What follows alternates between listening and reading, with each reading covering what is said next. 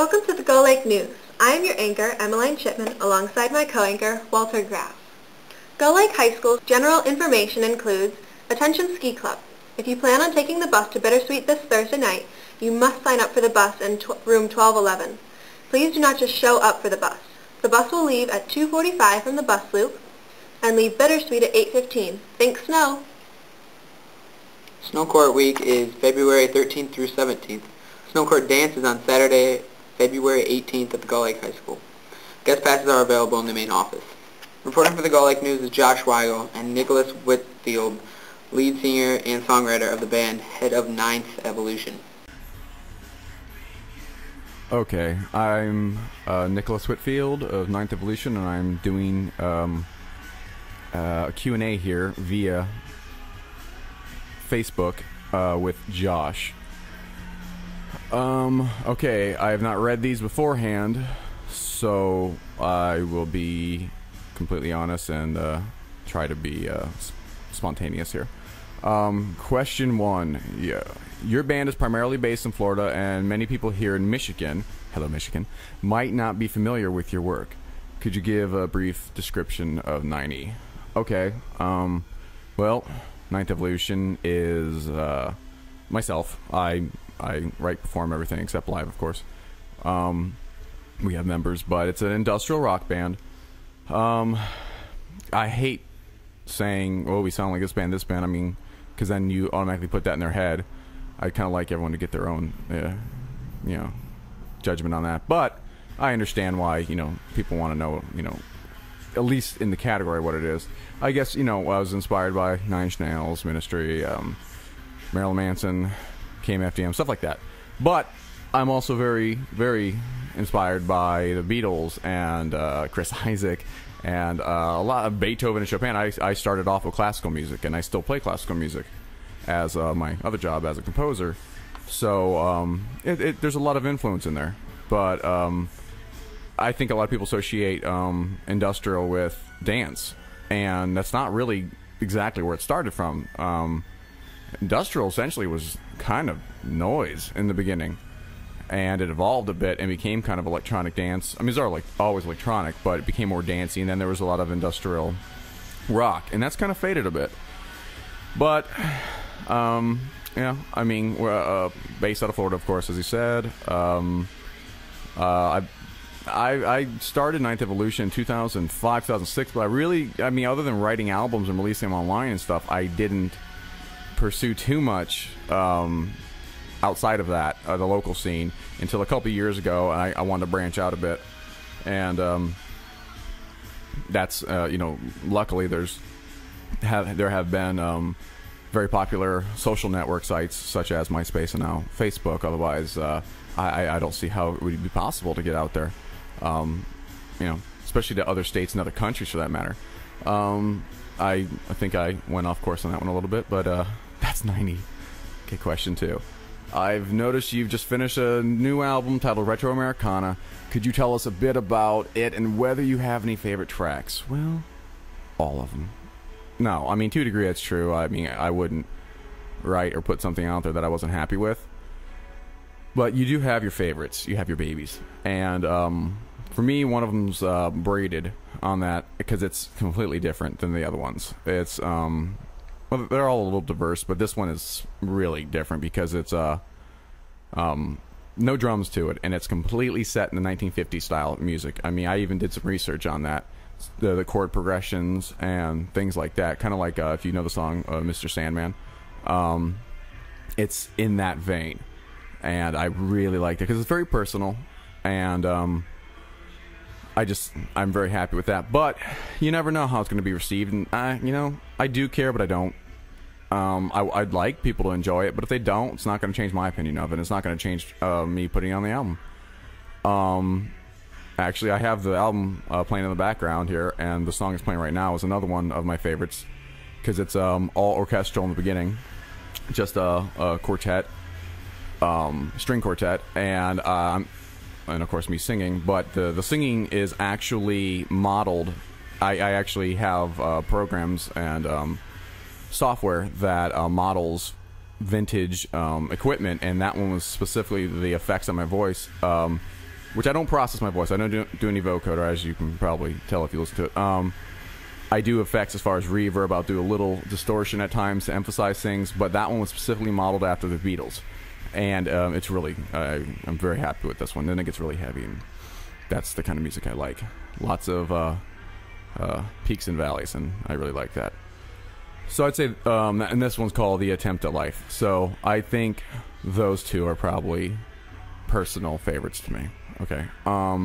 Question 3, on Facebook you often post witty statuses about everyday occurrences that make life what it is. Do you draw inspiration from these? Are there any other places that give you ideas for your impressive lyrics? Well, thank you for the compliment, both impressive lyrics and witty statuses. I don't know about either of those. I don't find either of those to be particularly impressive of mine. But, well, because I guess I don't see it as witty in the sense that you're right, it is pretty much everyday occurrences, and it's more it's observational, and if it comes across humorous, then I'm very pleased with that, because that's why I do it. I mean, that's how this leads right into your question here. No, I really don't take everyday occurrences and make that into fodder for my writing, because I get my feelings out of the things that happen in every day. I get them out by my status posts. I laugh them off. I joke about them. Or if something serious, I'll make a serious post. But that's how I exercise those demons. The songs are for much deeper things that I just can't get rid of that easily.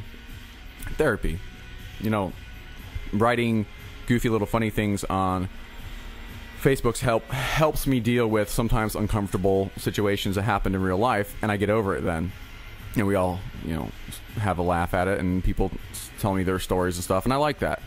But, the much, much deeper personal stuff that doesn't go away so easily, those become songs.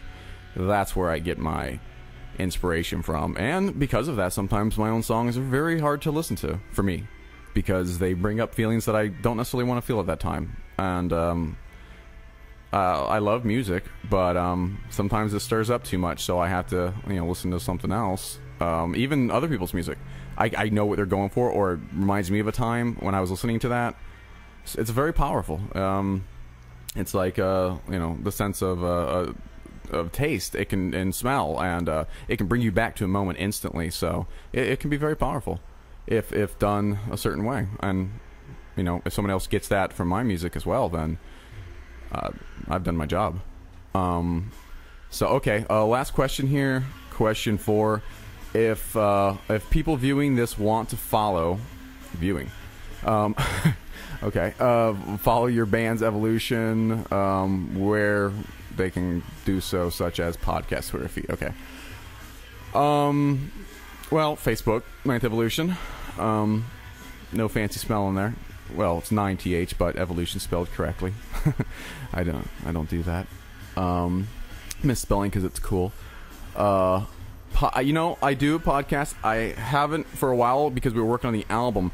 It was called Planet Graveyard. My friend Mike Catolo actually has a station, and we were doing podcasts on there, but had to take a break due to the album schedule. But I will be revamping my own podcast with probably just myself and Jen, my wife, who also is in the band. She's the pretty one in the band if you look at the pictures.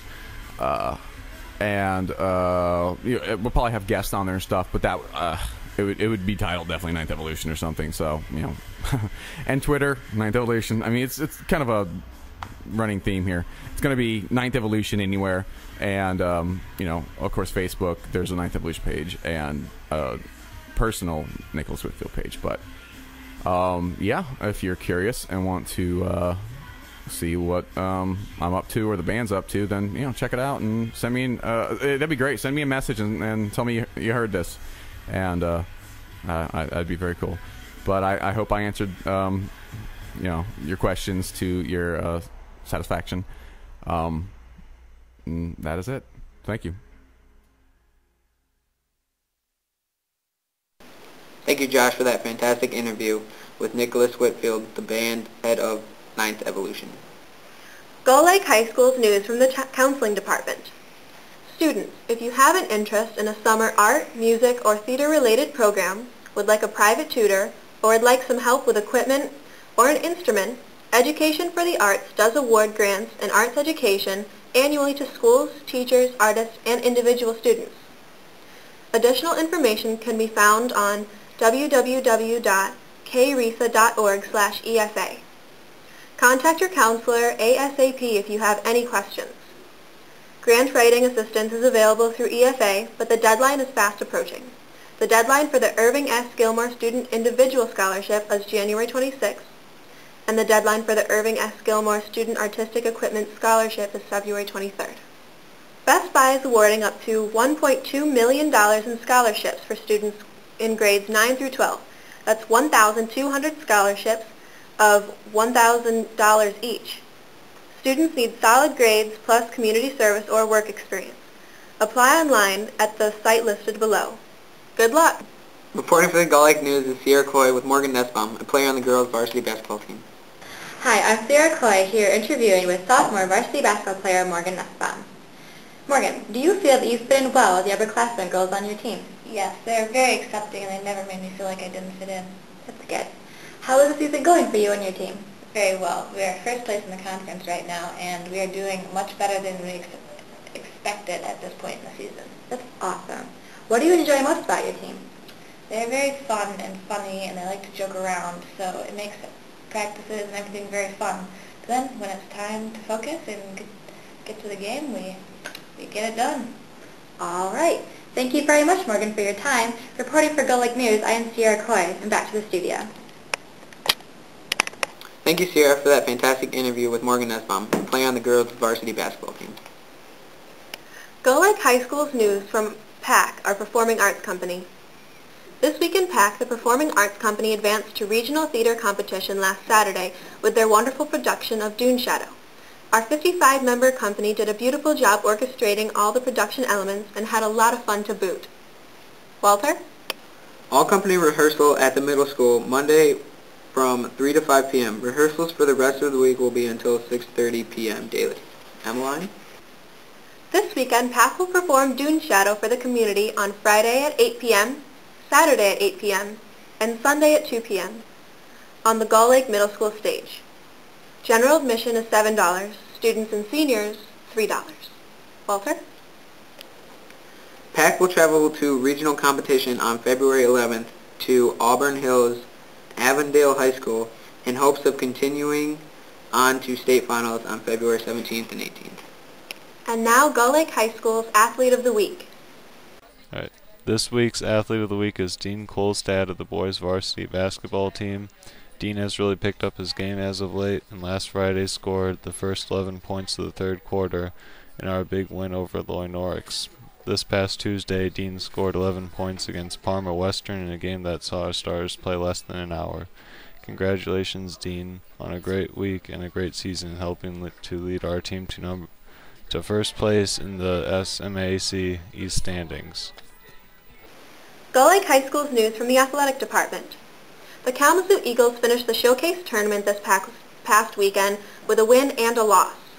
On Friday night, the Eagles beat Manistee with an overtime win 2-1. Carson Miller scored 1 goal and Trevor Wasson scored the overtime goal for the win. On Saturday, the Eagles lost a tough game to state-ranked Midland Dow 5-3. Austin Stoltmanis contributed to the score with 1 goal and Trevor Wasson with 2 assists. Come out and support the team this Wednesday, February 1st, when they meet Portage Central on the ice at 7:30 in the Annex. Sign up for the 2012 track and field season by going to www.gollaketrack.com and fill in the sign-up form. All track athletes, both new and returning, should fill in this form. Official practice begins March 12th. Preseason track conditioning begins Monday, Wednesday, Friday, starting Monday, January 23rd. Meet at 3 p.m. by the Chem Lab. All are welcome. All track athletes should be running, lifting, and stretching to be prepared for this season. If you have questions, ask Coach Flynn, Coach Portis, or Coach Hawkins. Reporting for the Gull Lake News is Kylie Chaffin with Olivia DeLucia and Haley Hosh, students in the EFE dance class. Hi, I'm Kylie Chaffin with sophomores Olivia DeLucia and Haley Hosh, students of the EFA dance class. So Haley, what's it like having a dance class in the school day? It's nice to have a break from the academic classes. That's good. So Olivia, what are you guys working on in your class? We're working on a song for glitter. That's cool. Haley, I heard you're going on a field trip. Tell me more about that. Going to Chicago to watch a performance. Well, I'm Kylie Chapman. Back to the studio.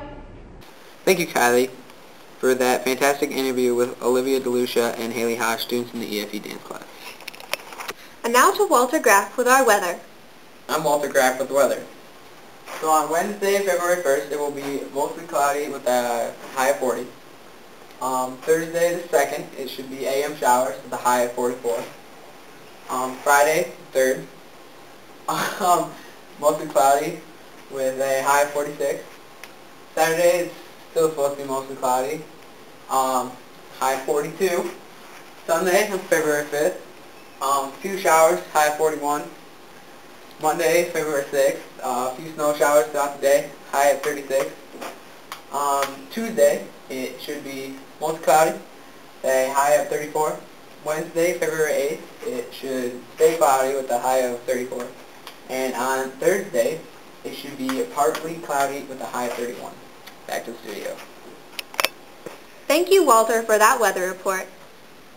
And that's the Gull Lake News. Tune in next week for Episode 16. And that's the Gull Lake News. Tune in next week for Episode 16.